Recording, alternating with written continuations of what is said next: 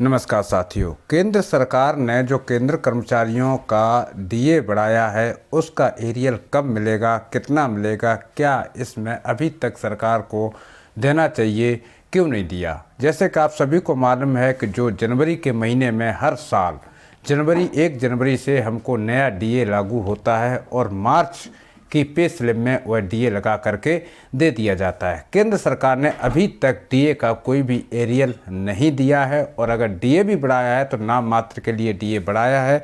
सरकार की क्या सोच है, इस पर क्या राय है।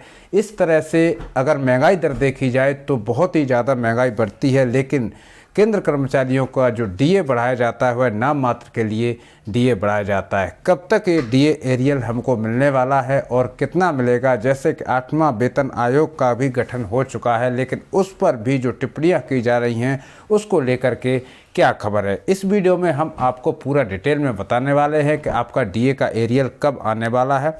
वीडियो यदि पसंद आए तो वीडियो को लाइक करें, चैनल को भी सब्सक्राइब करें और दोस्तों के साथ भी शेयर जरूर करें। तो दोस्तों बात करते हैं डीए की। जैसे कि आखिरी बार बढ़ोतरी जुलाई 2024 में हुई थी, जब महंगाई भत्ता 50% से बढ़कर 53% कर दिया गया था। अब 2% की बढ़ोतरी की गई है, जिसके बाद कर्मचारियों की बेसिक सैलरी में 2% का और महंगाई भत्ता जोड़ा जाएगा। यह बढ़ोतरी 1 जनवरी 2025 से जो प्रभावी मानी जाएगी। यानी जो 2% की बढ़ोतरी हुई है, तो पहले हमारा 53% था, अब 2% की और बढ़ोतरी हुई है, यानी 55% का इसमें हमारे को फ़ायदा होगा, यानी 55% डीए लग करके आएगा। तो ये डीए कब तक मिलने वाला है, ये तो कन्फर्म है कब डीए जो है एक केंद्र कर्मचारी का 55% कर दिया गया है, लेकिन जो 2% डीए जनवरी को बढ़ाया गया है उसका 1 जनवरी 2025 से उसका एरियल मिलेगा। और ये आपका जो एरियल है, अब जो अप्रैल की पेमेंट आएगी यानी 1 मई को जो पेमेंट आएगी उसमें आपको पूरा एरियल दे दिया जाएगा और साथ ही आपका 2% जो डीए बढ़ाया गया है वह 53% में जोड़ दिया जाएगा और आपका डीए 55% कर दिया जाएगा। अब 8वां वेतन आयोग का जो गठन किया गया है तो उसको लेकर के डीए से कुछ संशोधन है या नहीं है, जान लेते ये भी।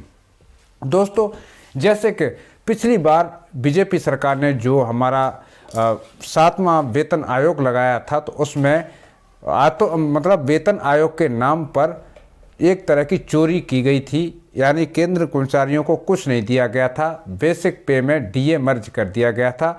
वैसा ही सरकार की ये सोच है। सरकार इसलिए हमारा महंगाई भत्ता नहीं बढ़ा रही है और सरकार चाहती है कि कम से कम जो केंद्र कर्मचारी हैं उनको देना पड़े। जैसे कि आप लोग देख ही रहे हैं कितने हमारे सैनिकों की डिफिशेंसी चल रही है, 2 लाख से ज़्यादा सैनिकों की डिफिशेंसी चल रही है भारतीय सेना में, फिर भी अग्निवीरों की भर्ती पूरी तरह से नहीं हो पा रही है। 40,000 हर साल वैकेंसी निकालते हैं, लेकिन अगर बात करूं तो डीए को देख कर के तो ये अनुमान लगाया जा सकता है कि सरकार 2026 में जो हमारा 8वां वेतन आयोग लगने वाला है उसमें भी कोई केंद्रीय कर्मचारियों को बड़ा इजाफा नहीं दे पाएगी। शायद हो सकता है कि जो हमारा डीए बनेगा, अभी हमको 1 जुलाई का डीए और बाकी है, उसके बाद में जनवरी में हमारा बेसिक पे का जो 8वां वेतन आयोग है उसका अनाउंस कर दिया जाएगा। तो उम्मीद की जा रही है कि 5% अगर डीए बढ़ाती है केंद्र कर्मचारियों का तो 60% हमारा डीए हो जाएगा और 50% उसमें से बेसिक पे में मर्ज कर दिया जाएगा। अभी तक के अनुमान के हिसाब से जो आंकड़े निकल के सामने आ रहे हैं, तो जो केंद्र सरकार है उसका गणित यही लगता, मैथमेटिक्स जो है यहीं पर लगता हुआ नज़र आ रहा है कि 60% जुलाई का जो हमारा डीए बढ़ाएगा यानी महंगाई भत्ता बढ़ाएगा तो उसमें हमारे को 5% की बढ़ोतरी की जाएगी और कुल मिलाकर के जो डीए है वह 60% हो जाएगा और बेसिक पे में वह मर्ज कर दिया जाएगा। 2026 में जनवरी में 8वें वेतन गठन का आयोग होने वाला है। दोस्तों ये तो थी हमारे डीए की बात, लेकिन एमएसपी की अगर बात करूं तो हो सकता है कि एमएसपी में भी 8वें वेतन आयोग में हमको बड़ा मुनाफा हो सके। सरकार ये भी सोच रही है कि जब हम 8वां वेतन आयोग करें तो जो जनवरी 2026 से पहले जो हमारे सैनिक रिटायरमेंट हो जाएंगे उन पर भी ये लागू न करने का विचार सरकार ने रखा गया है। इस वीडियो में साथियों इतना ही, मिलता हूं अगले वीडियो में, तब तक के लिए सभी साथी भाइयों को जय हिंद, जय भारत, वंदे मातरम।